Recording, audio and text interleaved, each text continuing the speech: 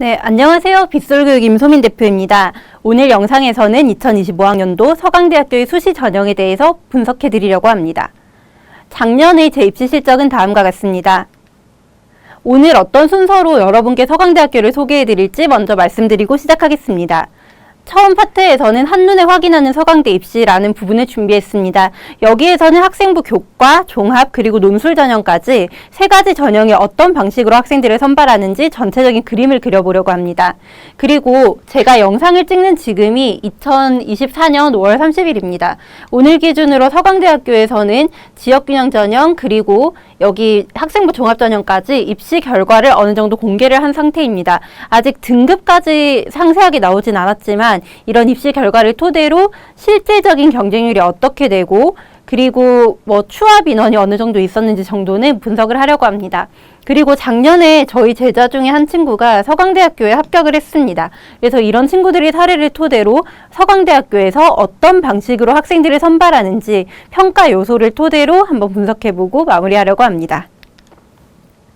먼저 서강대학교 입시 전형을 한번 보고 가도록 하겠습니다. 서강대 학생부 교과 전형은 지역균형 전형입니다. 인문계열은 학부 그리고 사회과학부 이런 식으로 학부 단위로 선발하는 단위들이 좀 있지만 자연계열 같은 경우에는 학과 위주로 이렇게 선발을 하고 있습니다. 그리고 지역균형 전형 특징은 학생부 교과만 들어갑니다. 그래서 정량평가가 100% 들어가고 정성적인 요소, 즉 생기부 기록 내용에 대해서는 평가를 따로 하지 않습니다. 학생부 종합전형 같은 경우에는 거의 모든 과에서 학과 단위로 선발을 하고 있습니다. 그리고 학생부 서류평가 100%가 들어가고 면접은 없습니다. 논술 전형은 그냥 논술이 80%, 교과 10%, 출결 10% 이렇게 들어가구나 하고 넘어가 주시면 되겠습니다. 먼저 서강대학교의 지역균형 전형에 대해서 말씀드리도록 하겠습니다. 서강대 지역균형 전형에서 가장 유의해야 하는 특징은 완벽하게 정량평가만 실시한다는 점입니다. 그래서 학생부 교과 등급 계산이 80%가 들어가는데 이게 1에서 9등급까지 9등급제로 했을 때의 등급을 80% 반영한다는 의미입니다. 다시 이야기하자면 절대평가보다는 상대평가했던 과목들이 훨씬 영향력이 크구나 하고 봐주시면 되겠습니다. 그리고 학생부 교과 비율 계산이라는 파트가 있는데 여기는 식이 좀 복잡하긴 하지만 뒤에서 식만 좀 보여드릴 예정입니다. 우리가 진로 선택 과목이라고 하는 과목들은 절대평가를 실시하죠. 그런 ABC로 평가하는 절대평가 과목들을 서강대에선 자체적인 환산식으로 이렇게 반영을 하고 있습니다. 하지만 한 번 더 제가 같은 이야기를 강조를 한다면 무조건 등급이 최우선이구나. 그래서 등급을 어느 정도 1등급 때 끝이어도 1등급 때 안으로 받아놓고 최저학력 기준을 맞춰준다면 보통 지역균형 전형은 아주 쉽게 내가 여기에 합격할 수 있을까 이런 거 예측이 좀 잘 되는 편입니다. 그리고 서강대가 올해 굉장히 좀 좋은 기회인 것 같아요. 국어, 수학, 탐구에서 지원 계열에 따라서 선택 과목 구분을 두지 않습니다. 그래서 이론적으로는 공학 계열에 지원하는 학생이어도 예를 들어 화공을 지원을 하더라도 사탐으로 최저를 맞춰도 됩니다. 서강대의 학생부 교과 평가 방법을 아주 잠깐만 보고 가도록 할게요. 이건 직접 계산해 보시는 게 정확합니다. 서강대 같은 경우에는 등급 계산, 비율 계산, 그리고 출결이 들어가는데 여기는 미인정 결석일에 따라서만 감점이 되기 때문에 보통 서강대 학초 정도를 받는 친구들이라면 여기에서 감점이 될 일은 많지는 않아요. 그리고 등급 계산 방법은 등급 평균을 이와 같이 반영합니다. 시그마 넣어가지고 등급의 단위수 그리고 반응 과목 단위수 이렇게 나누게 되는데 좀 특이한 점이라고 한다면 석차 등급이 나오는 모든 과목이 들어갑니다. 그래서 기타 과목까지도 좀 성적을 잘 받아놨다면 서강대 입시에서는 상당히 유리하게 작용한다. 그렇게 볼 수 있겠습니다. 비율 계산 파트는 그냥 이렇게 나오는구나 하고만 넘어가 주시면 되겠습니다.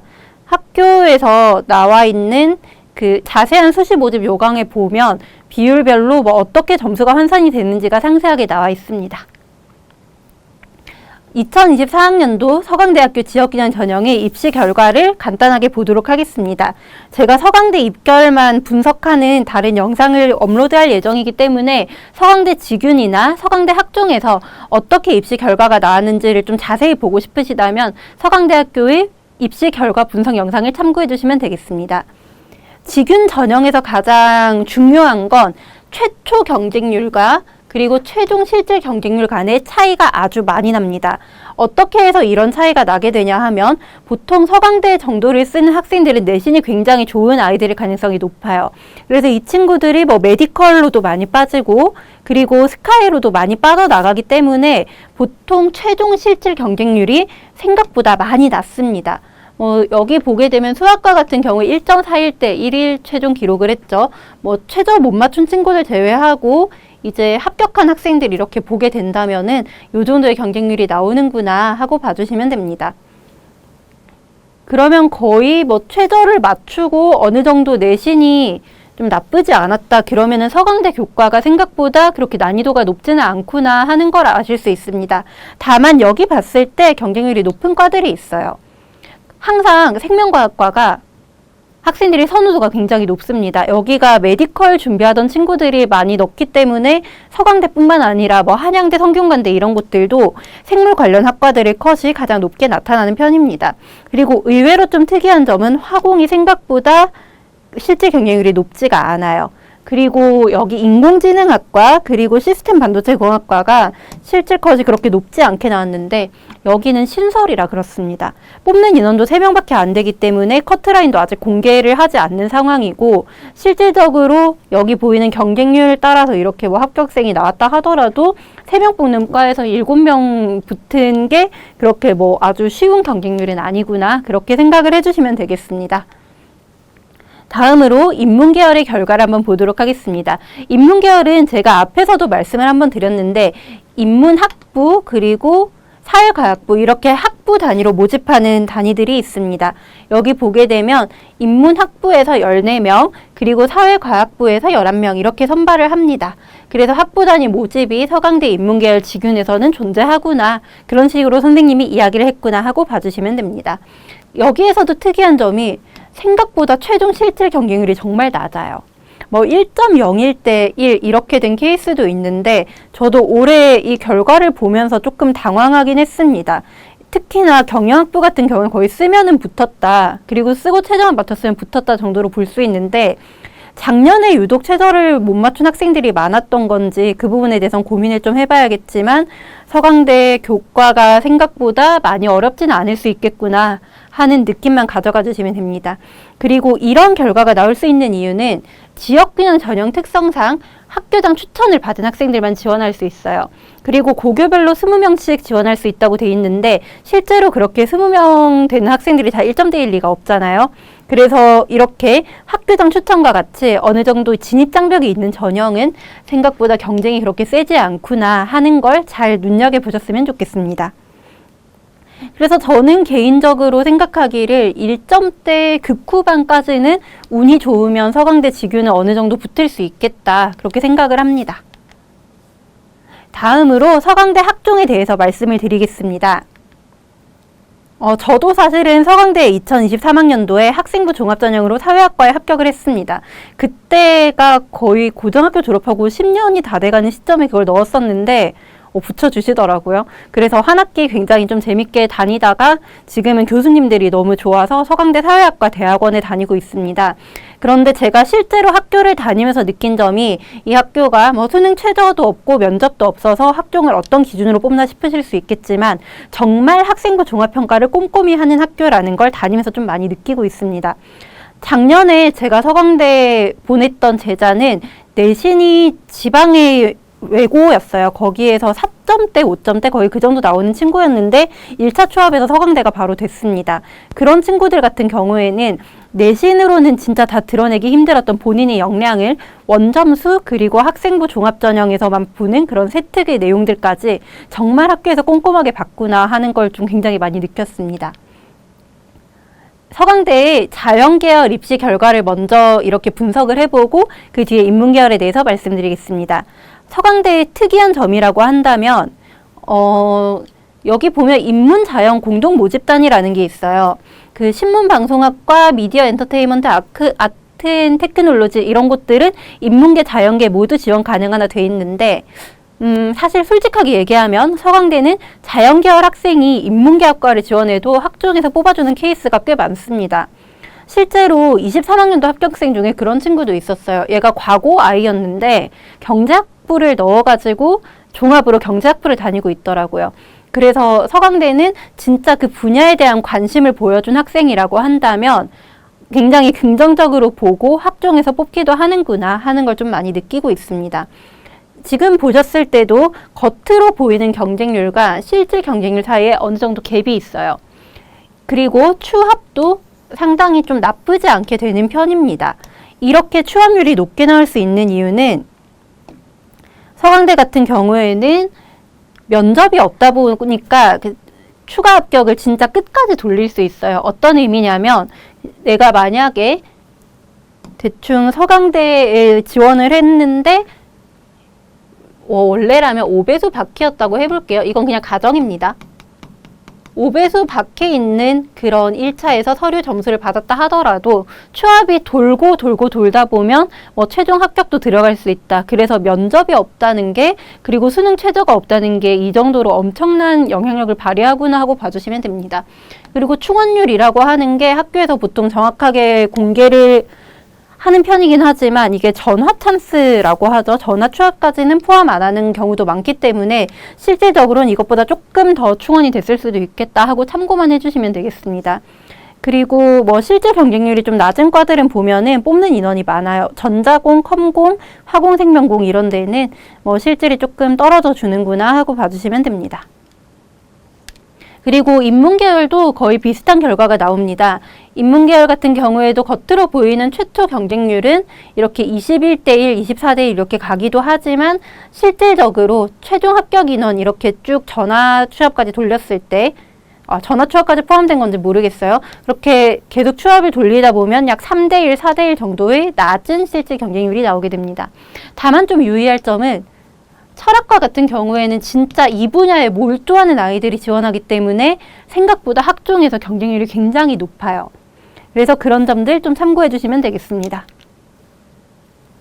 그러면 서강대학교 학생부 종합전형의 평가 요소에 대해서 분석해 보도록 하겠습니다. 서강대 같은 경우에는 학생부 종합전형에서 학업 역량 평가가 상당히 비중이 높은 편입니다. 어느 정도가 들어가게 되냐면 이게 학교에서 발표한 자료를 가져온 거거든요. 2025학년도 입학 가이드북 자료입니다. 학업 역량이 50%가 들어갑니다. 이게 어떤 의미냐? 성적 혹은 세특에 나와 있는 그런 학업에 대한 이야기들을 가장 중요하게 보는 학교구나 하고 봐주시면 되겠습니다. 그리고 공동체 역량. 이거는 다들 들어가니까요. 보통 행특에 많이 나오는데 이 친구가 타인을 위해서 봉사하는 마음이 있는가 하는 것을 본다라고 생각해 주시면 됩니다. 성장 가능성은 학생의 1학년, 2학년, 그리고 3학년까지 이렇게 기록을 보다 보면 이 친구가 앞으로 우리 학교에서 잘할 수 있을까 하는 점을 학교에서 보는구나 해주시면 됩니다.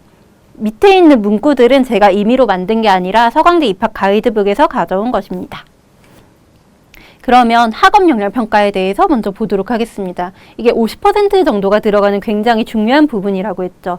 그러면 어떤 부분들을 서강대가 주로 보는지 여기에서 말씀을 좀 드리겠습니다. 당연히 학업 성취도 교과 성취 수준이나 발전 정도에 대해서는 매우 중요하게 보겠죠.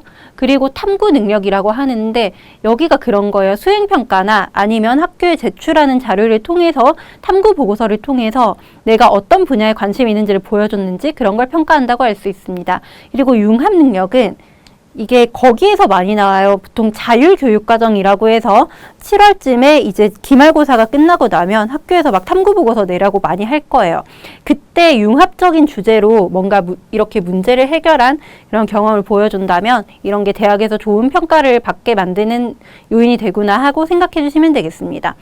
창의적 문제 해결 능력도 마찬가지로 수행평가나 동아리 이런 걸 통해서 드러낼 수 있겠죠. 그리고 공동체 역량은 딱 보면 여기에서 평가 영역부터가 좀 달라요. 어떠냐면 봉사활동 실적 그리고 행특이 들어갑니다. 그런데 봉사활동 실적은 2024 입시부터 외부 봉사가 빠졌기 때문에 학교에서 하는 봉사에 어느 정도 열심히 참여를 했다면 거의 대부분은 점수가 까이거나 그러진 않습니다. 그리고 행동 특성 및 종합 의견이 최근에 굉장히 중요해지는 파트이기 때문에 여기는 설명을 좀 하고 가도록 할게요. 대부분 학교에서 행특을 어떤 요소로 쓰냐면 대학에서는 추천서 대신으로 반영을 합니다. 예전에는 입시에서 대학을 좀 좋은 데를 쓴다고 하면 추천서라는 걸 받아야 됐어요. 그런데 추천서가 폐지가 되면서 행동특성 및 종합의견을 기록해주는 학생의 인성이나 기타 등등 그런 학교 생활에 대한 내용들이 대학에서 굉장히 중요하게 공동체 역량을 평가하는 부분으로 작용하고 있습니다.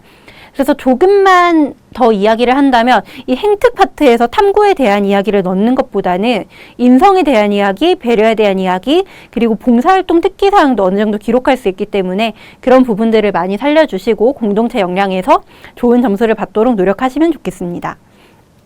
뭐 소통과 협업 이런 건 당연히 동아리 같은 창제에서 드러날 수 있는 부분이겠죠. 규칙 준수, 나눔과 배려 이런 부분들은 거의 행특에서 많이 드러나기 때문에 어쨌든 생활기록부에 들어가는 내용들을 열심히 챙기면 좋겠다 하는 거 알아주시면 됩니다. 성장 가능성이라는 파트는 이게 굉장히 모호해 보일 수 있지만 3년 동안 우리 학생들이 어떻게 발전해 왔는지를 평가하는 부분입니다. 그래서 뭐 바람직하고 긍정적인 성향 이런 것도 중요하긴 하지만 스스로 목표를 설정하고 이거 계획을 세워서 수행했는가, 그리고 이게 중요해요. 얘가 학업 역량이 아니어서 좀 당황스러우실 수 있는데 지금 거의 고교 학점제 가기 전 단계를 우리 친구들이 이수하고 있죠. 학교에서 개설됐던 과목들을 나의 진로에 따라서 제대로 들었는지, 그리고 충실하게 들어서 어느 정도의 결과를 얻었는지를 중요하게 평가한다고 보시면 됩니다. 또 경험에 대한 개방성이라고 한다면 학교에서 하는 다양한 활동들에 참여했다는 걸 보여주는 게 중요하구나 하는 거 정도 알아주시면 되겠습니다. 목표에 대한 지속성도 거의 비슷비슷하죠. 그런데 이런 것만 봐서는 사실 그래서 어떤 학생이 서강대에 가지 하는 부분에 감이 안 오실 거라 제가 뒤에서 저희 합격생 사례를 토대로 아주 짧게 설명을 해드리고 마무리하도록 하겠습니다.